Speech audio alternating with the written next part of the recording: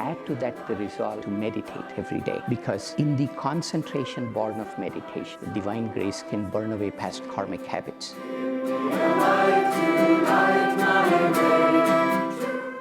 Good morning, everyone. Once again, welcome all of you here with us and joining us online. You've chosen to spend your New Year's Eve with us. It's wonderful to come together and focus on the light of God that will lead us into the new year.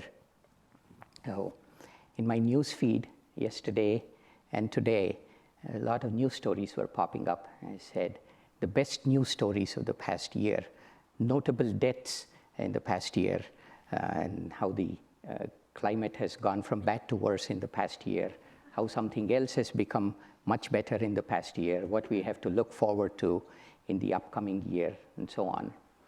And very naturally, both from the perspective of the resetting of the calendar, but also from the perspective that the solstice was just upon us and we celebrated the birth of Christ, it's a time that we naturally introspect, take a retrospective, and then make a determination to say, no more. Next year is going to be different. Next year, I'm going to improve myself. I'm going to do something, I'm going to change, do something that's good for me, do something that won't hurt other people. It's a time to make those new determinations. As you heard in the reading today, Yogananda said that the new year greets us with new determination, a new will to achieve, and new hopes. Now, inherent in the words with which we caption our aspirations, how we say, I am going to change, I am going to resolve to do this, I'm going to determine to be this way, inherent is the fact that it requires discipline and a lot of willpower. And in fact, that's what we bring primarily into this. But willpower, this discipline and willpower is kind of interesting. We need to double click into this because it has a lot to reveal to us. There are two questions we need to ask. One is willpower and discipline enough? And the second question is, why is it even needed? The first question should be obvious, but the second one you might be a little suspicious of, because it's obvious that it's needed, but may not be. So let me unpack both of those for you. There's a fitness company named Strava, and in 2019, they make these fitness bands, or at least used to. I don't know whether they do them now or not. They analyzed 800 million pieces of data that get uploaded from your fitness band into the cloud. Their intention was to figure out how long people stuck to their New Year's resolutions. And because many people's New Year's resolutions are along the lines of, I'm going to jog, I'm going to walk, I'm going to hike, I'm going to do this physically oriented, they got some very reliable data. Using 800 million pieces of information, they came to a pretty startling conclusion. You know what it was? They said that our New Year's resolutions, our unique combination of willpower, discipline, and disgust together is going to sustain us for 18 days. Okay? So they labeled January 19th as Quitter's Day.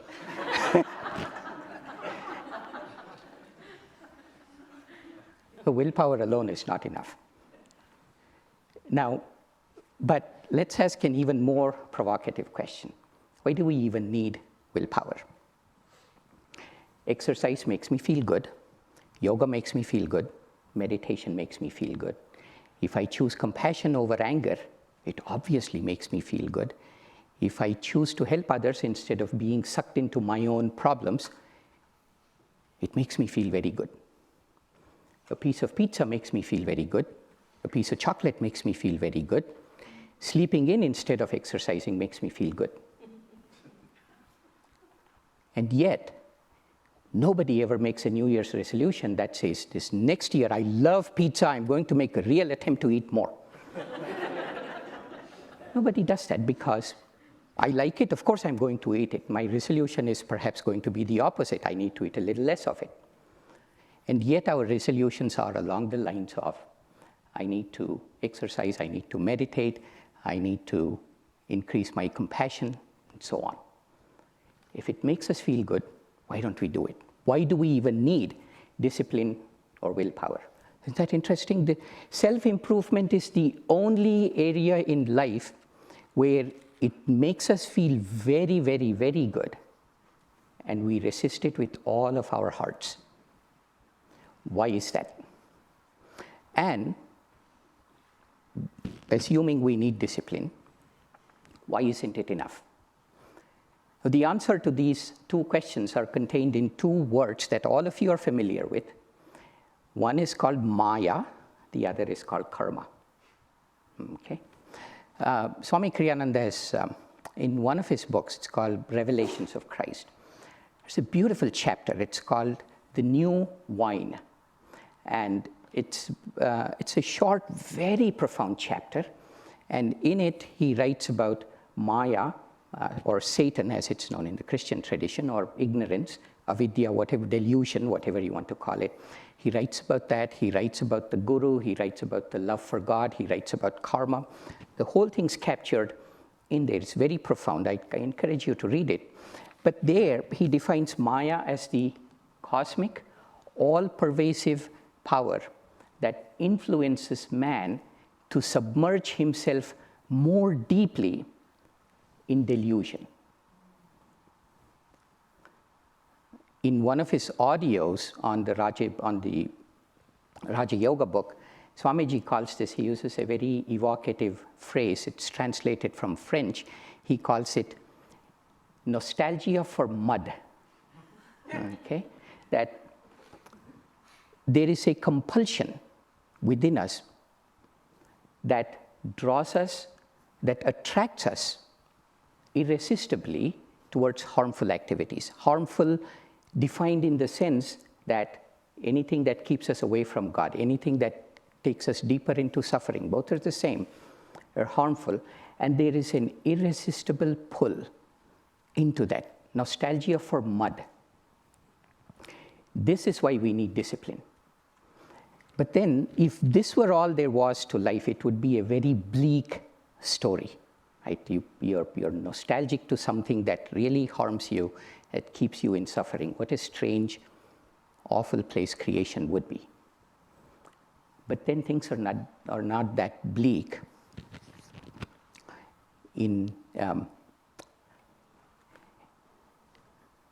Hriman uses a phrase in his book. It's called memory of perfection. His book is Once and Future Christ. If you haven't read it, you should get a copy and read it.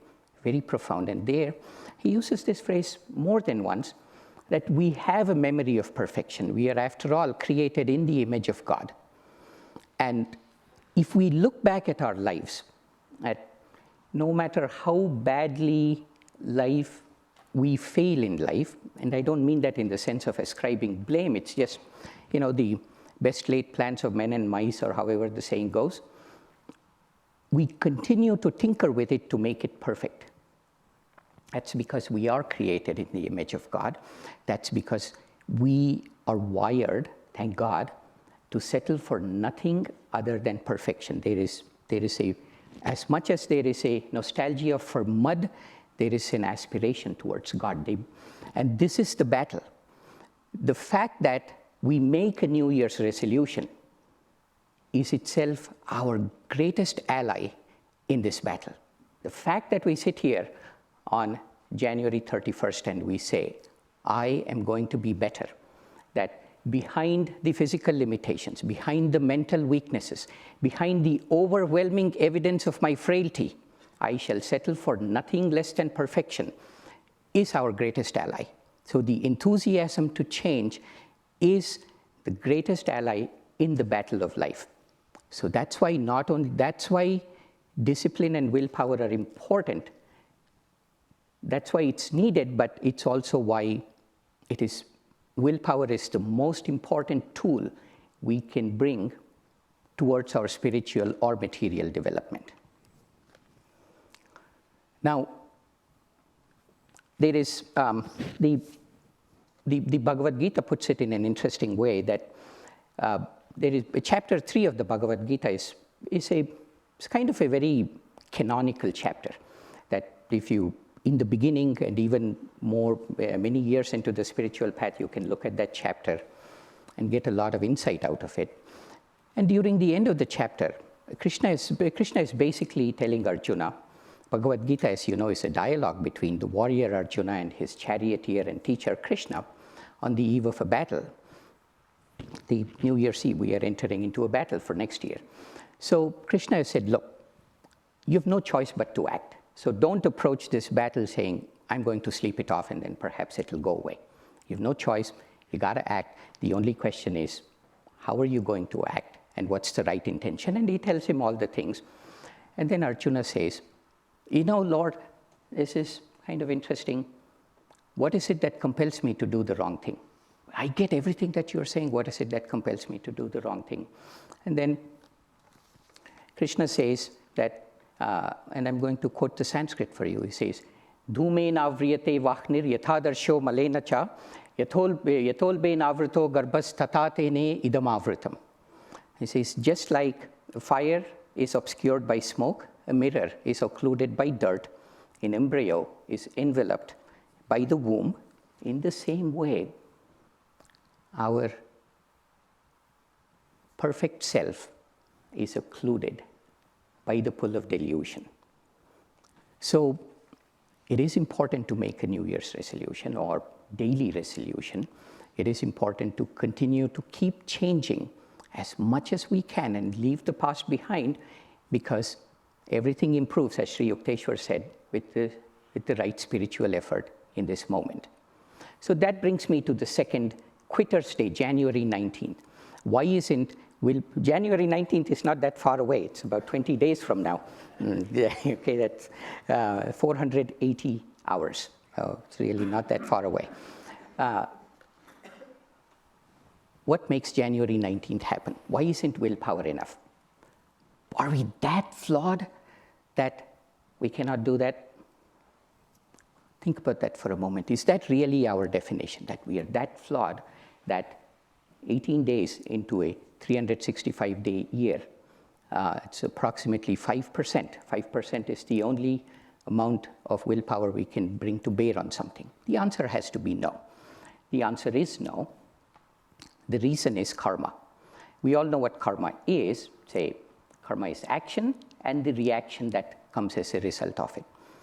I do or think something good, then I reap the fruit of beauty and harmony and happiness. I do or think something bad, then I reap the fruit of suffering. This is one aspect of karma, but a lesser known aspect, as they say, is the fact that when I act and I do anything, it creates a predisposition, an inclination in me to repeat that action. Doesn't matter what it is. This is a very neutral thing. So let me give you one example. It's late at night and you've had a full dinner, and for whatever reason, a thing arises in you to say, oh, I really could use a little bit of a snack right now. Then you go and eat a little bit of snack, and this is fine, everything's good now. But next day, same time, same set of situations, the mind automatically goes there. It's not anybody's fault. That's how the universe keeps itself in existence, is by giving us this ability to form habits. Okay? But then here's the slippery slope. Next time you do the same thing, then the third day, the inclination is a teeny bit deeper, a little bit harder to resist. And by the time 18, 20, 30 days happens and you do the same thing, you identify with it. You say, oh, I'm all done. At the end of the day, I'm looking forward to my snack. I just got up, I'm looking forward to my coffee. I need $1 million to be happy. You see what I'm saying? It's a little more subtle than that too. Let's say we are faced with a challenge, and then say, out of fear, we say, no, not today, I'll postpone it to tomorrow. Then you do the same thing again, then you do the same thing again, and then pretty soon we acquire the habit, the karma, as we say, of postponing. And then we make a New Year's resolution. You say, on January 1st, I'm going to get up early and meditate. And then 18 days pass by, we do it, and Quitter's Day arrives on January 19th. Then we are in bed, and you say, Not today, I'll do it tomorrow. It's the karma of postponement. Not for everybody, I'm just giving an example. Each of our karmas is different. And then next day it gets a little bit more powerful, this particular inclination. We say, January 20th, no, I'll do it on the 21st. And then by the time January 30th comes, the resolution is a distant memory and karma has become a little stronger and reasserted itself into the milieu of your consciousness. And then things are back to normal. So the reason we fail is not because there isn't enough discipline. It is, that is the key, but there is something within us that's resisting our aspiration. It's something these karmic patterns have sunk deep into the subconscious mind, and then they just stay there, pulling us. So Yogananda said that bad habits are a prison that we carry with us wherever we go. And he also said somewhere else that our moods are the ink marks traced on the graph of life by the karma of the past. So let me repeat that. Our moods are the ink marks on the graph of life traced by the karma of the past. If he was in Los Angeles, he's probably seen seismographs of earthquakes. It's a very appropriate metaphor. So the next time something that stands in the way of our high aspiration and says, I don't want to do it, whatever that might be. It might be postponement, it might be fear, it doesn't matter, it's different for each of us. Pause, and before reacting to that, examine what's going on.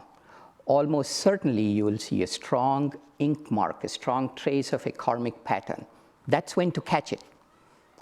So to overcome, to get past January 18th, the first most important thing is to bring a habit of, bring an attitude of no matter what into this.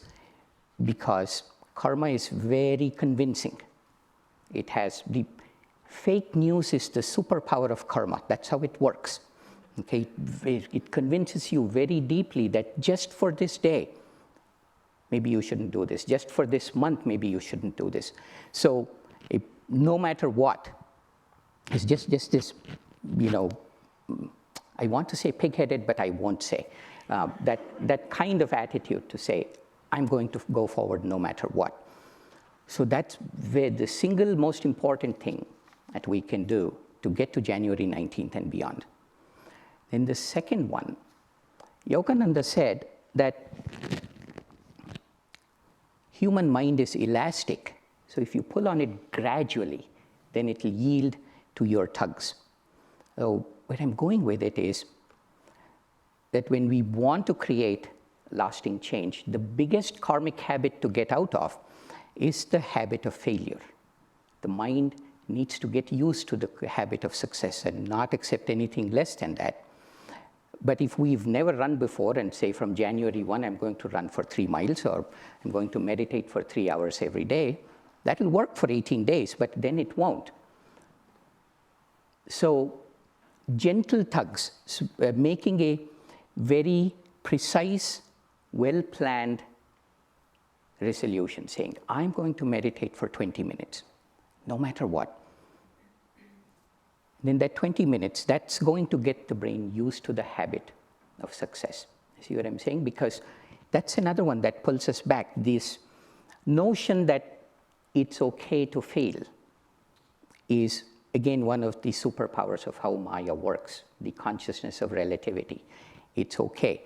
Lose the memory of perfection. So having a very precise, well-formed declaration, affirmation to ourselves is going to help a lot. That's if you heard in the reading, I'm going to repeat it for you. In the garden of the new year, culture the seeds of well-planned new activities until they grow into fragrant, flowering plants of diverse successes. So this well-planned new activities. Sometimes as yogis, we think we are above the act of planning because it somehow interrupts the flow. Well, guess what? Without planning, there is no flow. There's nothing to flow. Okay? Because January 19th comes much sooner than you think. So well-planned, precise, gentle tugs on the brain. The third one, and I'll end with this, The third most important thing is, the law of karma is supreme, but greater than the law of karma, as Yogananda said, is the grace of God and Guru. So, Yogananda quantified it. He said the spiritual path is 25% self-effort, all of this discipline and well-planning and so on.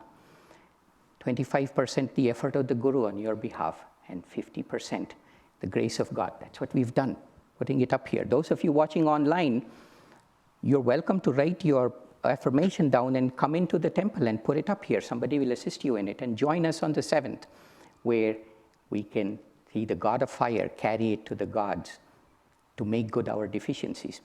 But anyway, it's the grace of God. As Yogananda told the story of this man with diabetes, who he was diagnosed that he only had 3 months to live, and then so he said, let me spend these 3 months seeking God.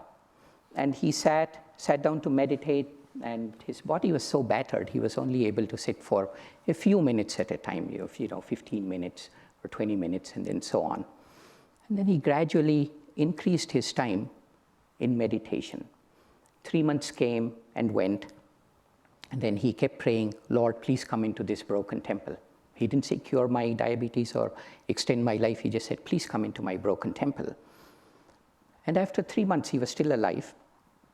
And eventually, he was able to extend his meditation to 2 hours, 4 hours, 6 hours, until he was meditating most of the day.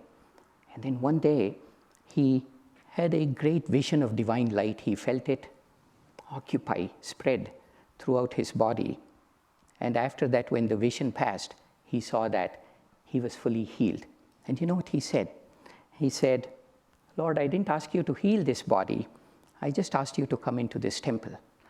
And God said, where my light is, no darkness can dwell. See, this is the final answer to karma, maya, and all the forces that keep us from achieving our memory of perfection. That whatever your New Year's resolution is, add to that the resolve to meditate every day. Because in the concentration born of meditation, the divine grace can burn away past karmic habits. In the stillness born of meditation, we touch, as Yogananda said, the hem of infinity. And that is the strong magnet that uplifts us from our nostalgia to mud that we are pre-programmed to feel. So that's how our January 19th can be different from what it is otherwise destined to be. Om Shanti, Shanti, Shanti. Amen. A poor little girl walking in the cold, her clothing all tattered and thin.